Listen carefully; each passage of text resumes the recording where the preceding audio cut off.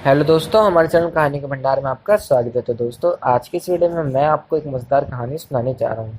इस कहानी का नाम है चतुर। तो बिना किसी देरी के इस कहानी को शुरू करते हैं। बहुत समय पहले की बात है। किसी गांव में एक धनी साहूकार रहता था।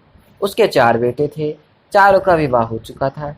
चारों बेटे और तीनों बड़ी बहुएं तो साधारण बुद्धि के थे, लेकिन छोटी बहू दुर्गा बड़ी चतुर और बुद्धिमान थी। साहूकार को अपनी छोटी बहू पर बहुत भरोसा था। एक बार प्रदेश का राजा साहूकार से किसी बात पर नाराज हो गया। उसने साहूकार व उसके परिवार को देश निकाले की सजा दे दी और आदेश दिया कि देश छोड़ते समय वे अपने घर से कुछ भी लेकर नहीं जा सकते, सिवाय अपने शरीर पर पहने हुए वस्त्र और आभूषण के। साहूकार ऐसी आज्ञा सुनकर बहुत दुखी हुआ, पर राजा की आज्ञा मानने के अलावा उसके पास कोई चारा नहीं था। चलते समय छोटी बहू ने राजा के सिपाही से पूछा कि क्या वह रास्ते में खाने के लिए कुछ रोटियां बना सकती है। राजा के सिपाही ने इस पर कोई ऐतराज नहीं था। दुर्गा ने जब रोटियों के लिए आटा गूंदा तो आटे में 4 बहुमूल्य मणियां छिपा दी। फिर उस आटे की रोटियां बनाई और राजा के सिपाहियों को दिखाई। सिपाहियों ने रोटियों को ले जाने की आज्ञा दे दी। दुर्गा ने रोटियां एक पोटली में बांध ली। साहूकार का परिवार अपनी यात्रा पर निकल गया। सारा दिन चलने के बाद वह लोग एक नगर में पहुंचे। अब तक रात हो गई थी। साहूकार के परिवार ने एक धर्मशाला में डेरा डाल लिया और खा पी कर सो गए। सुबह साहूकार ने कहा, जो कुछ गहने सबके शरीर पर हैं वह सब दे दो, जिससे वह उन्हें बेचकर खाने पीने का सामान और पहनने के लिए कुछ कपड़े खरीदे। पिता पिताजी, आपको कोई गहने बेचने की कोई आवश्यकता नहीं है। यह मणि लीजिए और इसे बेचकर खाने पीने का सामान भी खरीदिए और व्यापार भी शुरू करिए।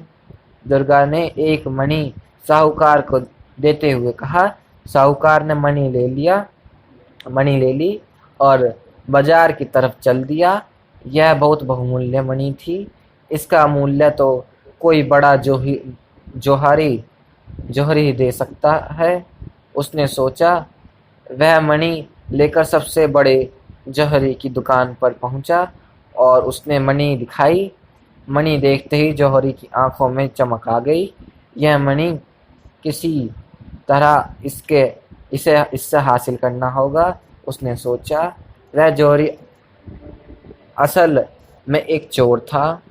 उसने साहूकार की खूब आभावक्त की और बोला, यह मणि बहुत बहुमूल्य है। इसके लिए मुझे घर में से सोने की मोहरें मंगानी होंगी। और नौकर को घर भेज दिया सोने की मोहरें लेने के लिए। अब वह साहूकार को दूसरे कमरे में ले गया। वहां एक कुर्सी रखी थी। कुर्सी कच्चे सूत से बनी थी और उस पर एक पतली गद्दी रखी थी। कुर्सी के नीचे एक तरखाना तहखाना था। आप जब तक नौकर आते हैं इस कुर्सी पर बैठिए, आराम कीजिए, मैं आपके लिए शरबत पानी भिजवाता हूँ। जौहरी साहूकार से बोला। साहूकार कुर्सी पर बैठ गया। उसके बोझ से सूत के धागे टूट गए और वह तहखाने में गिर गया। जौहरी ने झटपट तहखाने के मुंह पर एक बड़ा पत्थर रख दिया और बाहर निकल आया। मणि उसने अपनी तिजोरी में रख दिया। उधर धर्मशाला में बैठा साहूकार का परिवार उसकी प्रतीक्षा कर रहा था। जब सुबह तक साहूकार नहीं लौटा तो दुर्गा कुता हुई। उसने दूसरी मणि लेकर निकालकर अपने पति को दिया और बोली, आप यह मणि लेकर जाइए। यदि पिताजी से आपकी भेंट हो तो यह मणि वापस ले आइएगा, वरना इस मणि को बेचकर खाने पीने का सामान ले लीजिए। दुर्गा का पति मणि लेकर बाजार की तरफ चल दिया। वह भी उसी जौहरी की दुकान पर पहुंचा और उसके साथ भी जौहरी ने वही किया जो उसके पिता के साथ किया था।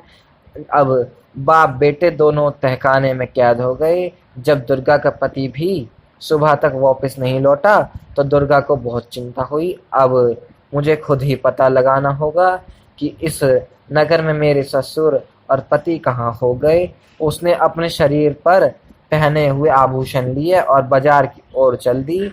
वहां पहुंचकर आभूषण बेचकर उसने खाने पीने का सामान और सबके पहनने के लिए कपड़े खरीदे। अपने लिए उसने सिपाही की पोशाक खरीदी। धर्मशाला पहुंचकर उसने खाने पीने का सामान और कपड़े परिवार वालों को दे दिए और यह कहकर कि वह ससुर और पति को उनकी खोज में जा रही हूँ, वह वहां से चल दी। उसने सिपाही का भेष बनाया और सीधा राज दरबार में पहुंची। उसने हाथ जोड़कर राजा से विनती की कि उसे अपने सिपाहियों में रख लें। राजा ने जब उस सुंदर युवक को देखा तो सहर्ष उसे सिपाही की नौकरी दे दी, मतलब तुरंत उसे सिपाही की नौकरी दे दी। उसे महल के चारों ओर पहरा देने का काम मिला। कुछ दिनों से महल की पशुशाला में रोज रात को एक राक्षस आकर उपताम मचा देता था। वह रोज एक पशु को मारकर खा जाता था। उसके डर के मारे कोई सिपाही उधर पहरा देने के लिए राजी नहीं होता था।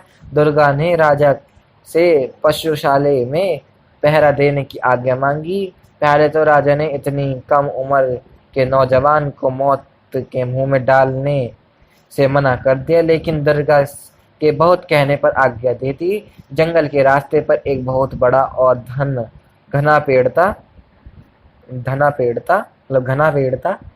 जब रात हुई तो दुर्गा उस पेड़ पर चढ़कर बैठ गई। उसने छुरी से अपने बाएं हाथ की उंगली में घाव कर दिया, जिससे कि घाव के दर्द से उसे नींद ना आए।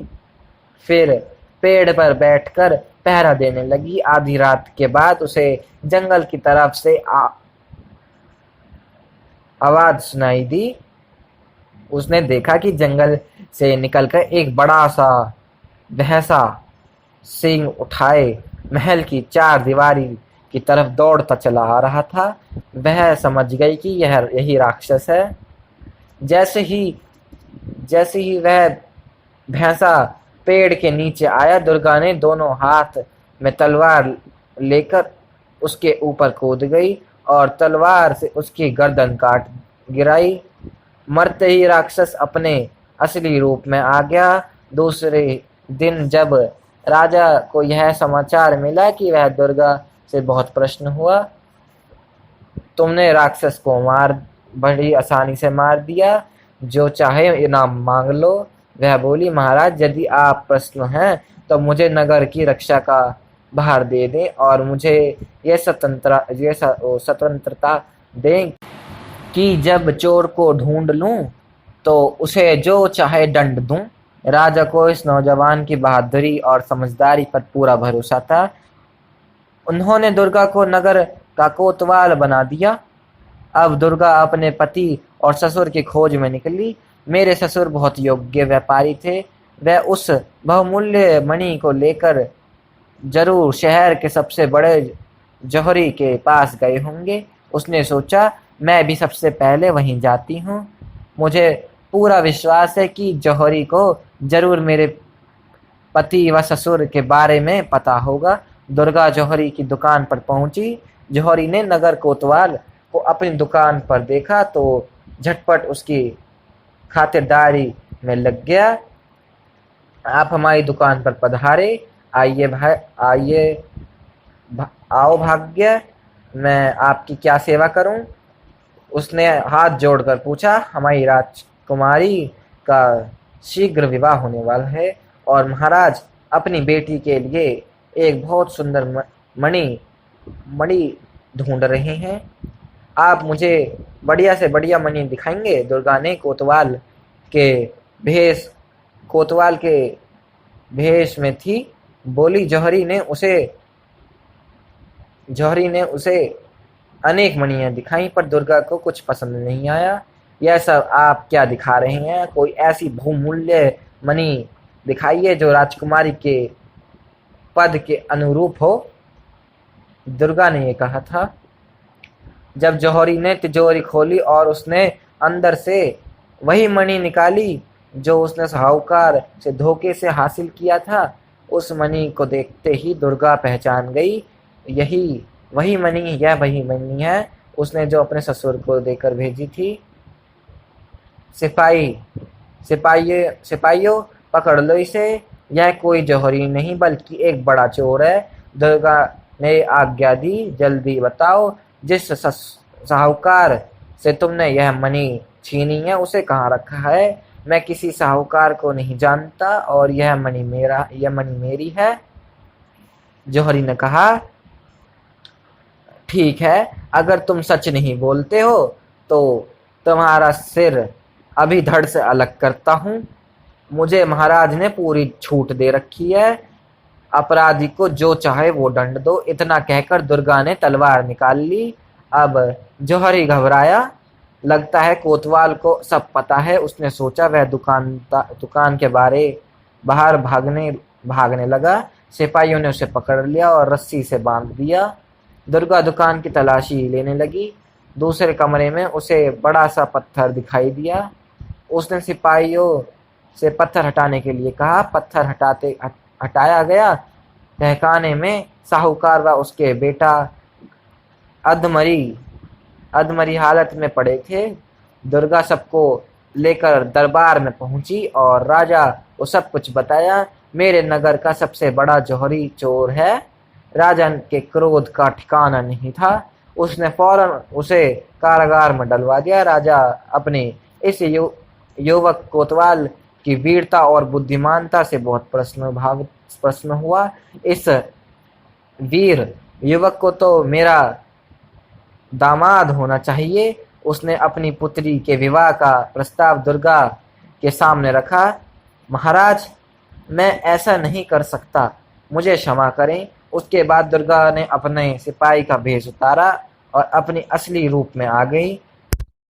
के पैरों में गिरकर उसे बताया कि किस तरह सिपाही का भेष अपने ससुर और पति का पता लगाने के लिए धारण किया था। राजा उसकी बुद्धिमानता से बहुत खुश हुआ। उसने न केवल दुर्गा को क्षमा कर दिया बल्कि उसके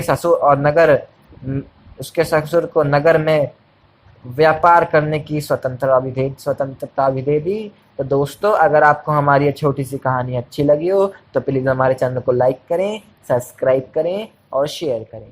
राधे राधे दोस्तों।